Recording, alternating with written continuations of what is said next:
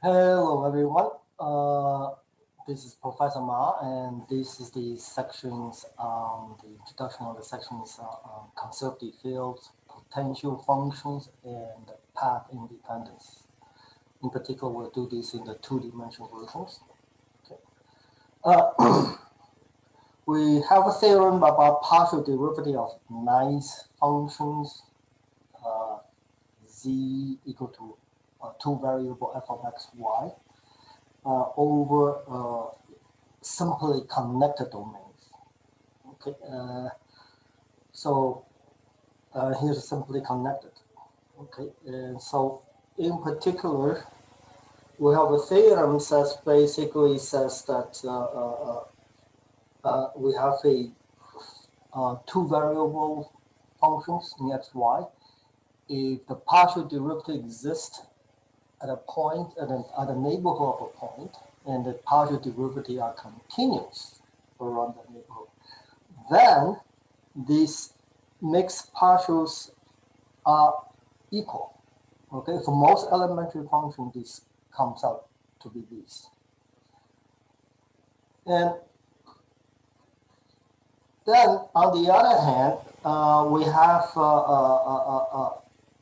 let's say these kind of functions are, we call them nice functions. Okay. On the other hand, if I given a function in two variables, I can obtain a two-dimensional vector fields from that function, namely the gradient functions. Okay, partial x, partial y at each point. So the gradient is a vector field, and these gradient fields are what we call conservative fields. I mean, if I write down a general vector field F is equal to G f of xy. Let me write this simpler. In general, a vector field is just some functions f at a point P, I components, plus some function g at a j components. And there's no guarantee that this vector field came from partial derivatives. So how can I tell that these functions actually came from partial derivative of somebody, some f, and it's a gradient of some function f? Well, the mixed partial of f has to be the same.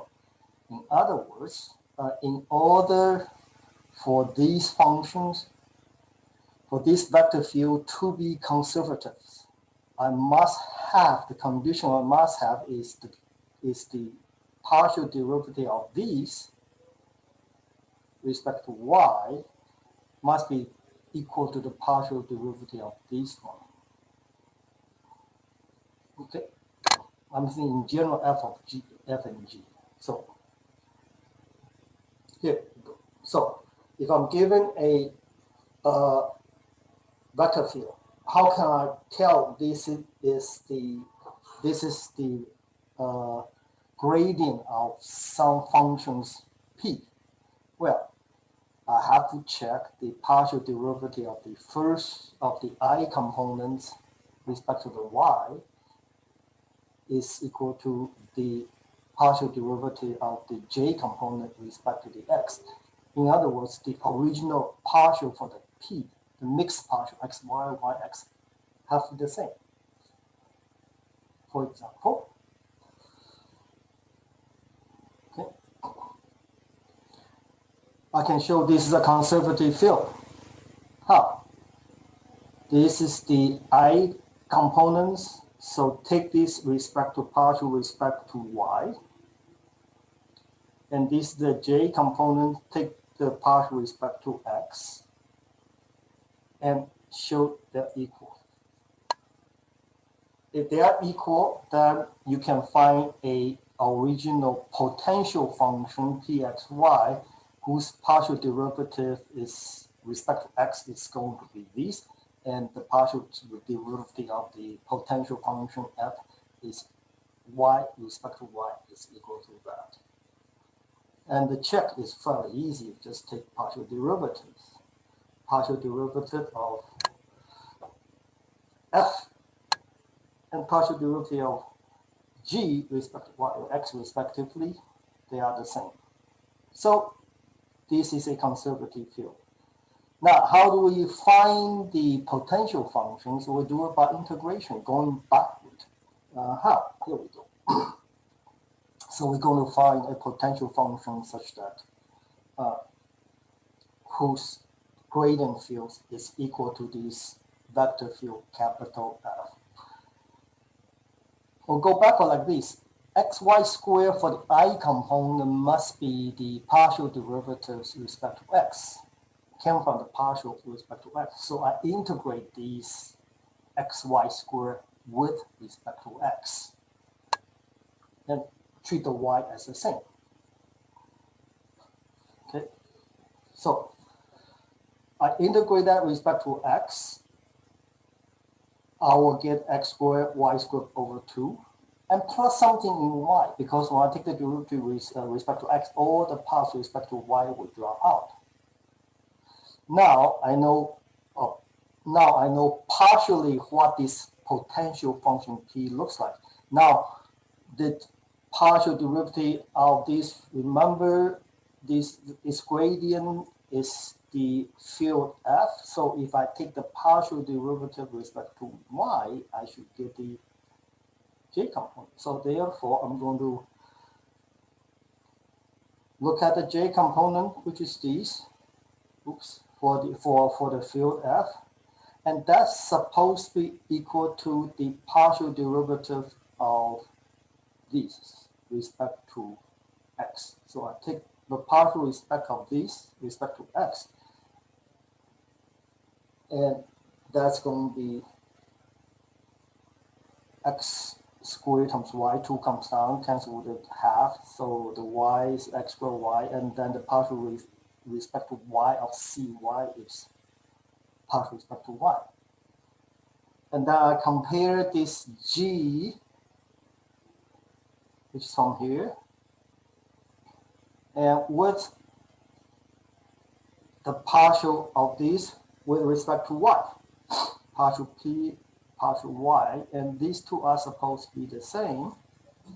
So that tells me this has to be equal to that after canceling. So I know what the partials of respect to y of c is.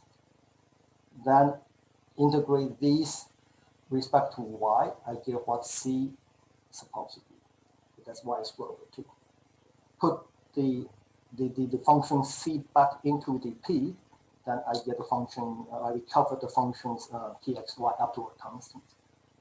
Okay, so the trick's very easy. If you recover the relationship by integrating with respect to one variable, you get partial solutions of the potentials. Then you take the partial solution of the potential, take the partial derivative of that with respect to the other letters, and it's supposed to be equal to the other component functions. Okay. So if a field is conservative, we can do this integration process to find what the potential function is. Okay, so here is the fundamental theorem of line integral for conservative fields. Okay, so we have a conservative fields over a nice domain, and we have a potential function whose gradient is the capital F. In other words, so let me remind you again. The potential means P del P is going to be equal to F, okay, which is equal to Pxi plus P partials by Yj. Okay. If such is the case, and suppose I have a path inside this domain, D, from one point to another point, like this, then the line integral over this path turns out to be just like definite integral. We just evaluate these points at P. Okay, one more time. If I want to find out the total works that's done over these conservative fields, vector field, I have a potential function P of x, y, and give rise to this vector field. Okay, and then to figure out what the total works is, all I have to do is plug it in m points of the path into the function and subtract. So it's kind of like evaluating definite integral. You plug in one point, subtract, plug in the other point. So this is why we call this a fundamental theorem of line integral. Okay, so let's use the example we just did. Finished for the potential function. Let's find out what's the line integral from one point to another point. Okay. So we found, so this is the vector field from previous examples, and we found that this is the potential functions, and the question is find the works or find the line integral of the vector field over this curve. This curve is from pi over 2 to pi. If you think about it, it's quarter of a circle. Okay. But since this vector field, the vector fields, I don't know what it looks like. It's acting on this curve, and we traverse from one point to another point, and the work is done.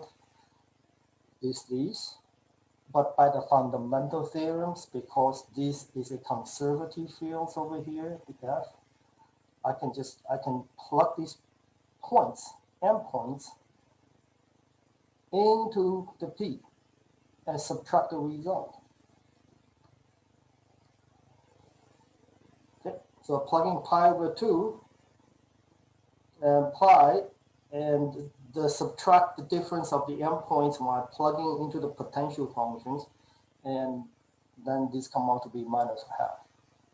And so these give a very fast way of calculating line integral if the field is a conservative field. And in particular, a consequence of these theorems is that in a conservative field, it's not for you. In a conservative field, if I have a loop like that, then the line integral over the loop will be 0, because the point I start and the point I end is the same point. So if I want to find out the works on these, I start with the points, I go around the curve and come back to exactly the same point, then I plug in the same endpoints and subtract, I get 0. Okay, so this basically in physics, basically saying that, for instance, if you drive a car on a mountain path and you go uphill, then loop around, then you come back down, you go downhill, so you come back to the same spot, and then the total work around that loop is 0. Going uphill, the amount of work is the same as the work that it takes for coming downhill. They cancel it out.